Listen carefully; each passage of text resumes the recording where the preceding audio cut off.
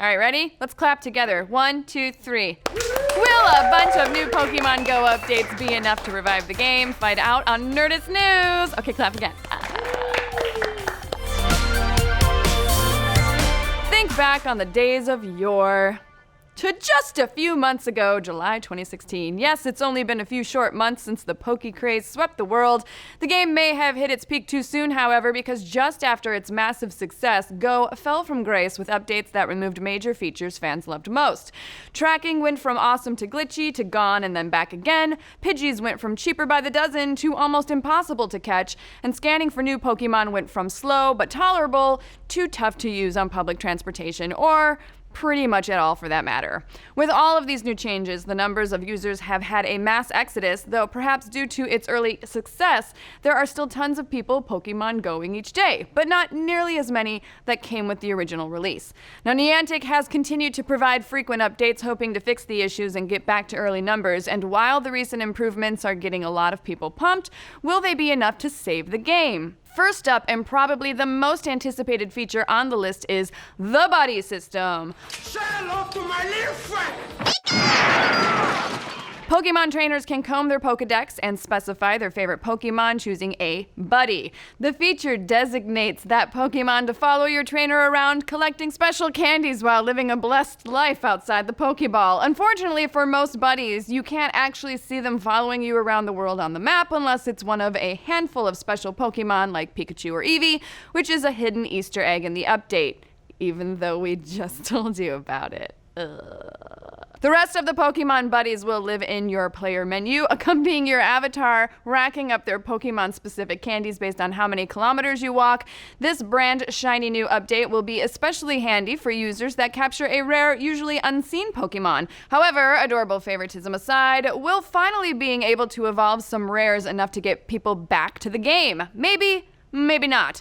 But there are more updates to consider. Next on the list of hopeful rejuvenations is the Pokémon Go Plus, also known as a $35 bracelet for adults. The super sold-out accessory will allow users to find them all without even opening the app. Using your phone's Bluetooth, the Plus uses lights and vibrations as an alert system to tell players when Pokemon are nearby. With a click of a button, you can even catch a loose mon. So that means no more walking into traffic with your face buried in your phone trying to finally catch a Snorlax. Developers haven't said whether or not the bracelet will count your steps, but there is one new product that will: the smartwatch. That's right, both the Apple Watch and the Android Watch platforms will now work with the newest version of the Pokemon Go app. The app will let players see nearby Pokemon, rack up kilometers to hatch eggs, and even interact with Pokestops. So rest assured, you can keep your phone in your pocket while you fill your backpack with potion after potion. And at least in the case of the Apple Watch, workouts will end with a summary screen of activity, including calories burned, distances walked, and all the items collected throughout the journey. TBD if Android will be doing the same. Now, Niantic has also finally fixed an issue that prevented eggs from hatching without displaying the cracking animation. This is one of the more minor developments, as well as making it a little easier to click on the smaller Pokemon on screen, which should be especially helpful on the tiny screens of the Apple and Android Watch.